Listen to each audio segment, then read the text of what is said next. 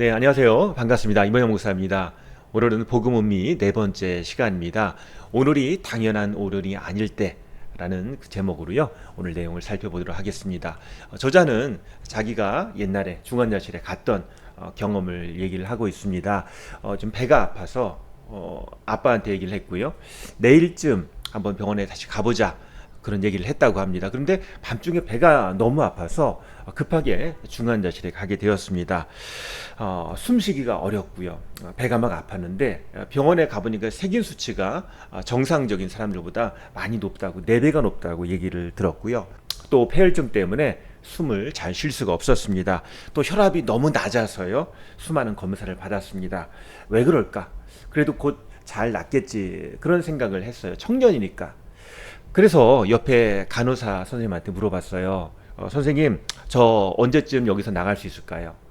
그랬더니 이 간호사 선생님이 그 청년의 그 이름표를 보더니 차트를 보고는 퉁명스럽게 이렇게 얘기를 했다고 합니다. 환자분 여기 중환자실이에요. 지금 매우 심각한 상황이고요. 지난달에 건강한 30대 분도 폐혈증으로 돌아가셨어요. 그러니까 이제 좀 아시겠죠? 그렇게 얘기를 했다고 합니다. 2주 동안 검사하고 또 심장에 문제가 없다는 걸 알게 되었고 또 비뇨기과 쪽에 문제가 있다는 것을 알게 되었어요. 원인이 괴사성 근막염이었다고 합니다. 근막이 있는데 그 근육의 막에 이제 그 염증이 생기고 그 세포가 죽어 나가는 거예요. 그래서 조직들이 썩어져 나가는 괴사병이 있는데요. 이 신진대사가 빠른 청년이다 보니까 이 세균이 온몸에 빨리 퍼져나가는 겁니다. 그래서 빨리 치료를 해야 되는데 근막에 이제 계속 썩어져가는 조직들이 생기는 겁니다. 그래서 근막의 그 괴사를 막는 유일한 방법이 죽어가는 조직들을 빨리 잘라내는 거예요. 근데 이 근막이 괴사했는지 안 했는지를 알려면 이제 눌러봐서 감각이 없으면 죽었겠죠.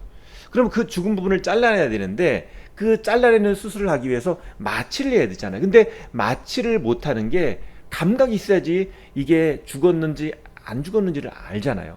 그러니까 마취 없이 이제 찔러보는 겁니다. 그래서 여기가 아픈지 안 아픈지를 찔러보고 수술을 한 거죠. 그러니까 하루에 그렇게 2번씩 찔러가면서 그 조직 죽은 것들을 떼어내는 그런 수술을 했다고 합니다. 이제 그것을 찌르고 그 괴사한 조직을 잘라내고 하는 그런 것을 이제 하루에 2번씩 한 거죠. 그래서 매일 하나님께 드린 기도가 하나님 오늘도 제가 감당할 만한 고통만을 허락해 주세요. 이런 기도를 했다고 합니다. 근데 벌써 2주 있었잖아요. 그래도 이게 해결이 안 되니까 계속 중환자실에 있고요. 날마다 그것을 잘라내는 그 수술을 하는데 이게 진전이 있어야 되는데 진전이 없는 거예요. 시간이 흐를수록 소망은 보이지 않고 고통만 계속 이어지는 거죠. 나는 여기서 나갈 수 있을까? 나에게 미래가 있는가? 하나님은 정말 계신가? 이런 생각이 마음속에 자리를 잡게 되었고요. 정말 모든 걸 포기하고 싶다라는 생각이 들었다고 합니다. 사람들은요, 시간이 약이다. 좀 더 버티면 잘 될 것이다. 우울하게 낙담하지 말고 좀 긍정적으로 생각하면 된다라고 격려를 했다고 합니다. 근데 문제는 시간이 너무 안 간다는 거예요. 그 고통의 시간이 너무나 잘 안 간다는 겁니다. 그런데 이렇게 힘들어할 때 그래도 이 저자에게 힘이 되어준 것은 부모님의 사랑이었다고 합니다. 어머니가 매일 상주하면서 대소변을 받아주시고 치워주시고 또 아버지는 퇴근에 오셔서 손을 잡아주시고 그렇게 위로를 해주셨다는 거지요. 근데 병실에 있으면서 얼마나 아프고 고통스러워요. 그러면서도 하나님 혹시 제가 은밀히 지은 죄가 있다면 용서해 주세요. 이런 회개 기도를 했다고 합니다. 그러면 하나님이 나를 낫게 해주시지 않을까 그런 생각이 들었다고 해요. 그리고 어느 권사님이 오셔가지고 하나님께서 이 청년의 진실한 고백과 기도를 받기 원하신다라는 그런 얘기를 들려줄 때 그게 위로가 되었대요. 나처럼 이렇게 죄 많은 사람도 하나님이 내 기도를 들으시는구나. 그래서 그 위로를 받고 하나님은 아프지만 또 내 기도를 또 내 고백을 듣기 원하시는 주님, 제가 기도합니다. 이렇게 기도를 했다는 거예요. 그러면서 마음속에 이런 찬양이 떠올랐대요. 내 영혼의 그 깊은 데서 평화로다, 이 찬양이잖아요. 찬양을 하면서 하나님, 저는 죄인이에요. 저를 불쌍히 여주세요. 평화, 주님이 주시는 평화, 주님이 주시는 위로. 그러면서 하나님, 저는 죄인입니다. 불쌍히 여기주세요. 이런 마음으로 찬양을 했다고 합니다. 그래서 울면서 기도하기도 하고요. 그래서 이렇게 병실에서 혼자 마음속으로 찬양도 부르고 또 예배하고 기도하고 그러는데, 그러면서 이제 잠이 들었어요. 밤에 잠이 들었는데 그 꿈속에서 이제 빛이, 한 줄기 빛이 쫙 비쳐서 자기 이제 온 몸을 이렇게 빛으로 비춰 주었다고 합니다. 좀 특별한 꿈이었다라는 생각이 들었는데요.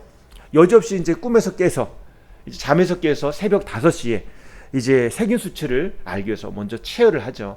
간호사가 먼저 피를 뽑고 세균 수치가 떨어졌나 안 떨어졌나, 이제 또 다시 병원 일이 시작되는 거예요. 그런데 세균 수치가 떨어진 거예요. 그리고 교회 다니지 않는 의사 선생님이, 야, 정말 진짜 하나님이 존재하는 것 같아요. 부모님의 간절한 기도를 들으신 것 같아요. 이런 얘기를 하셨대요.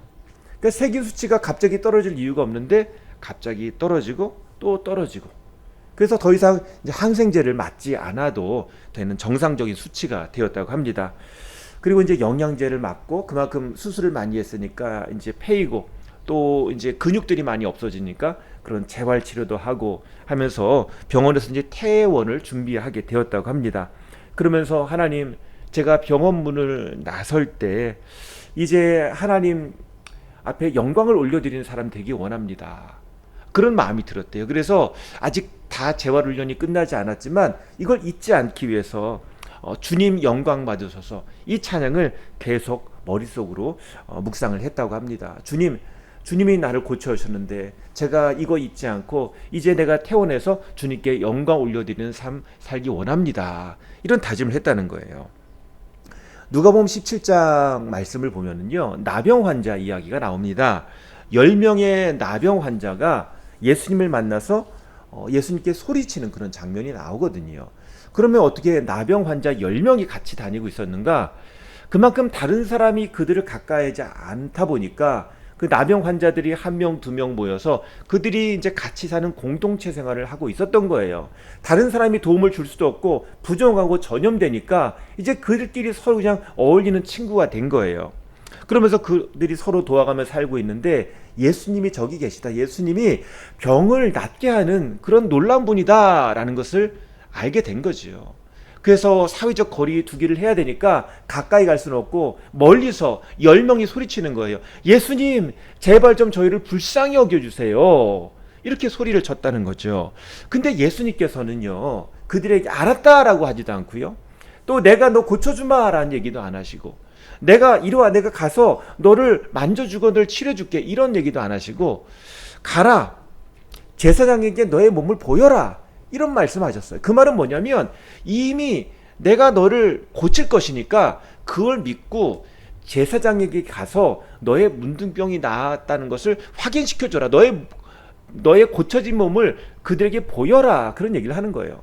아직 고쳐지는 역사가 안 일어났잖아요. 근데 그걸 믿고 제사장에게 가라는 거예요. 대단한 믿음의 도전이죠. 그런데 이 10명이 모두 다 예수님 말씀 듣고 한번 해보자. 그리고는 대제사장 있는 쪽으로 걸어갔어요. 가다가 어떤 일이 벌어졌나요? 나병이 난 거예요. 10명 전체가 한 사람도 빠짐없이 다 나았습니다. 그러면 어떻게 됐나요? 이제 빨리 가서 이제 그 병이 나았다는 확인서를 제사장에게 받아야 되죠. 그러면 자기가 이제 일상생활로 돌아갈 수 있는 겁니다. 정상인이 되는 거예요, 완벽히. 그런데 그런 기쁨과 그런 소망 가운데 9명이 정신없이 이제 가고 1명이 남았죠. 나를 고쳐준 분이 예수님인데 예수님께 감사를 표해야 되지 않는가? 그리고는 길을 되돌아서 예수님께 찾아와서 예수님 감사합니다, 이런 고백을 했다는 거예요. 우리 누가복음 17장 말씀 한번 읽어보겠습니다. 소리를 높여 이르되 예수 선생님이여 우리를 불쌍히 여기소서 하거늘 보시고 이르시되 가서 제사장들에게 너희 몸을 보이라 하셨더니 그들이 가다가 깨끗함을 받은지라. 그 중에 한 사람이 자기가 낳은 것을 보고 큰 소리로 하나님께 영광을 돌리며 돌아와 예수의 발 아래에 엎드려 감사하니 그는 사마리아 사람이라. 예수께서 대답하여 이르시되 10사람이 다 깨끗함을 받지 아니하였느냐? 그 9은 어디 있느냐? 오늘 이 말씀의 이제 마지막 그 4장 챕터의 제목은요, 오늘이 당연한 오늘이 아닐 때거든요. 오늘이 당연한, 너무나 그냥 일상적으로 계속 반복되는 그런 시간이지만 너무나 당연한 오늘이 아니라는 거예요. 특별한 오늘이라는 것입니다. 문둥병을 치료받은 한 사람은요, 감사했죠. 하나님, 나를 고쳐주니 감사합니다. 오늘 우리의 하루하루는요, 하나님이 함께 하시고 하나님이 우리를 고쳐주시고 하나님이 우리에게 말씀을 주셔서 살아가는 특별한 하루라는 거죠. 저자는 아픔을 통해서 중환자실에 가서 그 고통을 겪으면서 그걸 발견한 거예요. 아, 주님의 은혜구나. 내가 살아있는 것 자체가 주님의 은혜였구나. 내 몸에 부속 하나가 고장나서 이렇게 세균 계속 감염되고 이 괴사가 되고 있는데, 이거를 의사들도 잡지 못하고 그냥 항생제만 넣고 있는데 방법이 없었는데 하나님이 고쳐주시니까 그냥 고쳐지는구나. 이거를 깨달았잖아요. 아, 이 살아가는 게 은혜구나. 내가 이렇게 온몸이 제대로 작동하는 것 자체가 은혜구나 라는 것을 깨닫게 된 거지요. 하나님이 나의 기도를 들으시는구나. 나의 예배를 들으셨구나. 나의 그 말씀을 붙잡고 읊조리는 하나님 도와주세요. 회개 기도를 들으시고 하나님 제 안에 평화가 있기를 원합니다. 하나님 저를 불쌍히 여겨주세요. 이런 작은 기도들, 병상의 눈물을 하나님이 들으셨다는 거지요. 나를 바라보시는 하나님을 깨닫게 된 거예요. 우리는 나의 고통을 없애달라고 기도하면서 그 고통이 사라질 때, 아, 주님이 하셨지라는 걸 알아요. 왜? 내가 하는 방법 모든 것이 다 실패했거든요. 하나님이 하셨구나. 하나님밖에 없구나. 이것을 하시는 분은 하나님밖에 없구나라는 것을 알게 돼요. 아무리 노력해도 안 되었던 일이 하나님 안에서 너무 자연스럽게, 너무 매끄럽게 이렇게 해결되는 것을 보게 되는 것이죠. 마치 해가 뜨면 어둠이 물러가는 것처럼 단번에 하나님 말씀으로 하나님 뜻대로 된 거예요. 그러면서 내가 병상에서 꿈꿨던 그 미래, 달라진 미래가 지금 온 거예요. 그러면서 이제 하나님, 제가 어떻게 살아야 되나요? 이 시간이 특별한 시간이라는 것을 깨닫게 된 거죠. 고통을 넘어가면서 하나님 안에서 나의 한계를 깨달았어요. 나는 정말 불쌍한 죄인이구나. 하나님께서 나를 불쌍히 여겨주셔야 되는 그런 참으로 약한 사람이구나. 그리고 하나님의 살아계심을 경험한 거예요. 나의 기도를 들으시는 하나님, 내 기도에 응답하신 하나님을 경험한 거죠. 그렇기 때문에 이제 다시 예전의 그 자리로 그냥 돌아갈 수가 없는 거예요. 마치 아무것도 없었던 것처럼 그렇게 그냥 다 잊어버리고 옛날 그 자리로 돌아갈 수는 없는 거죠. 하나님이 그 예전에 알았던 하나님이 아니라 지금 고백한 하나님, 지금 살아계시고 나와 함께 하신 하나님, 나의 기도를 들으시는 세밀하신 하나님, 이것을 이제 무시할 수 없잖아요. 그래서 이제 저자가 병에서 이제 다 치료를 받고 이제 일상으로 돌아가서 교회에서 이제 예배를 드리면서 하나님 앞에 이제 나와서 이제 간증을 한 거죠. 근데 그 간증을 듣고 이제 예배 끝나고 한 자매님이 이 청년을 찾아왔대요. 아, 저도 이런 비슷한 병을 앓고 있습니다. 마침 그 날이요, 이 자매가 이제 세례를 받은 날이었는데 예수 믿겠습니다 하는 그런 날이었죠. 근데 이 자매가 이제 그런 병을, 비슷한 병을 앓고 있는 거예요. 항생제를 계속 정기적으로 투약을 받고요. 그리고 이제 계속 절개 수술을 받는 거죠. 그 고통 가운데 이제 계속 죽은 세포를 잘라내야 되는 거예요. 그러니까 다행히 이 청년은 하나님이 고쳐주셨지만 이 자매님은 아직 그 고통 과정 가운데 있는 거예요. 그러면서 하나님의 은혜구나 라는 생각을 다시 한번 하게 되었다고 합니다. 우리는 모두 하나님의 은혜가 필요해요. 우리가 하나님 안에서 좀 감사하는 사람이 됐으면 좋겠습니다. 예레미야서 29장 11절에서 13절 말씀 보면은요, 이런 말씀이 나옵니다. 여호와의 말씀이니라. 너희를 향한 나의 생각을 내가 아나니 평안이요 재앙이 아니니라. 너에게 미래와 희망을 주는 것이니라. 너희가 내게 부르짖으며 내게 와서 기도하면 내가 너희들의 기도를 들을 것이요 너희가 온 마음으로 나를 구하면 나를 찾을 것이요 나를 만나리라.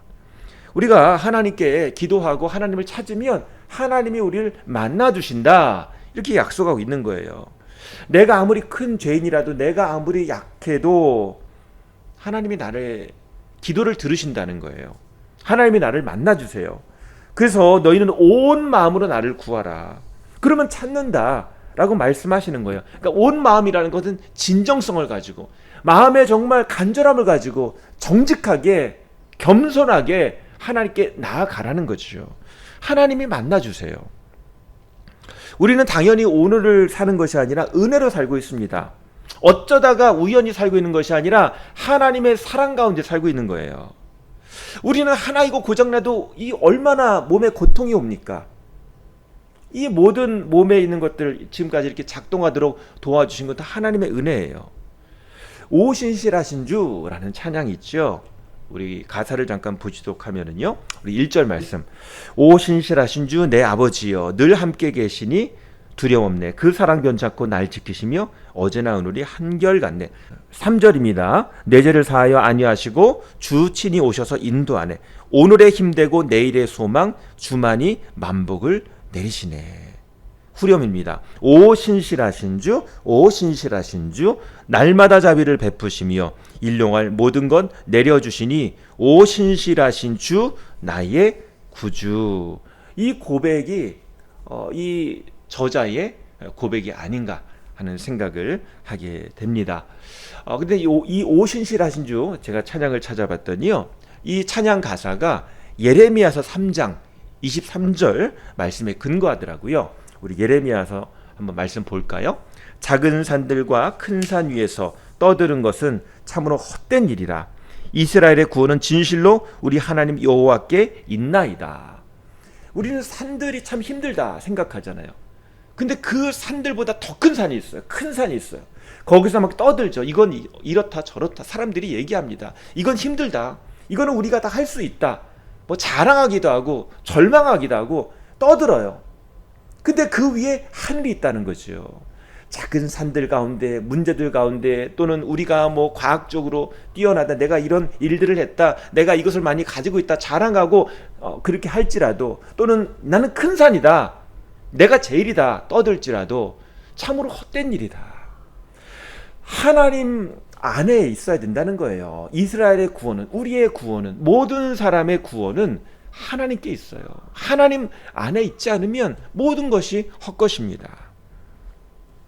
아무리 높은 산도 에베레스트 산이라 할지라도 다 하늘 아래에 있지요. 하나님 없이는 모든 것이 헛된 일입니다. 그리고 하나님이 계시면 모든 것이 의미가 있는 일이에요. 하나님이 우리에게 주신 것은 귀한 거예요. 하나님이 우리에게 하게 하시는 것은 우리에게 정말 감사할 일이죠. 그래서 하루하루가 감사할 제목이 되는 것입니다. 하루하루가 살아갈 소망이 되는 거예요. 하루하루가 나에게 주신 일들이 그 일을 통해서 하나님이 일하시는 터전이 된다는 거지요. 오늘 우리에게 이런 감동과 이런 감사와 이런 소망이 있기를 원합니다.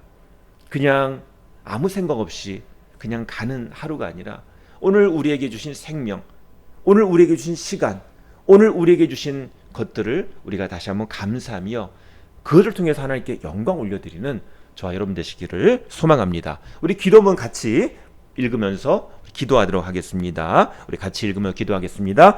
우리는 내면의 부패와 오염으로 인해 하루에도 몇 번씩 넘어지는 연약한 존재입니다. 때때로 우리 삶의 모든 순간에 하나님이 계시지 않는 것 같고 우리 삶의 여정이 특별함이 아닌 불편함과 원망과 답답함으로 소화되지 않고 체한 것처럼 느껴질 때 그 모든 마음을 알고 안아주시는 하나님께 나아가는 은혜가 있길 기도합니다. 당연했던 것들이 우리에게 은혜였음을 기억하는 삶이 되기를 소망합니다.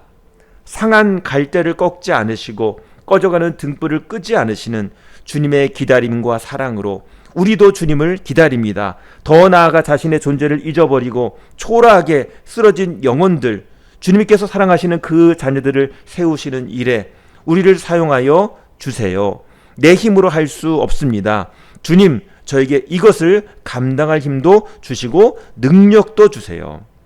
오늘도 우리를 위해 살아계셔서 역사하시는 예수님의 이름으로 기도합니다. 아멘.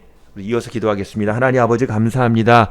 이렇게 복음 은밀한 제목으로 우리가 책을 통해서 4번의 시간 동안 우리 삶 가운데 주신 하나님의 은혜, 하나님의 말씀, 하나님의 사랑을 우리가 다시 한번 생각하며 기도하는 시간을 가졌습니다. 우리가 기도문을 읽으며 기도했던 것처럼 특별히 오늘 우리에게 있는 것들이 당연한 것이 아니라 하나님이 주신 것이고 하나님의 은혜 가운데 있음을 우리가 다시 한번 깨닫게 되었습니다. 하나님, 오늘 우리에게 주신 것 감사하게 하시고 또 우리를 낙심케 하는 그런 산들, 그런 여러 가지 우리의 불평과 또는 우리의 교만과 그런 떠드는 소리가 있을지라도 그것들이 다 하나님 안에서 잠잠하고 다시 한번 주님 주시는 그 평안으로, 은혜로 덮어지며 모든 문제가 주님 안에서 해결되고 우리에게 감사와 지혜와 능력과 소망이 있게 하여 주시옵소서.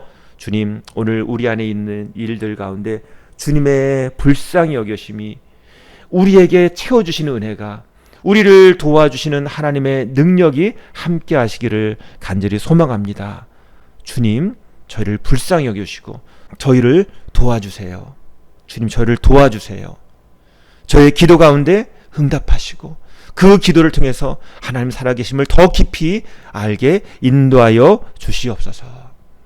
예수님의 이름으로 기도합니다. 아멘.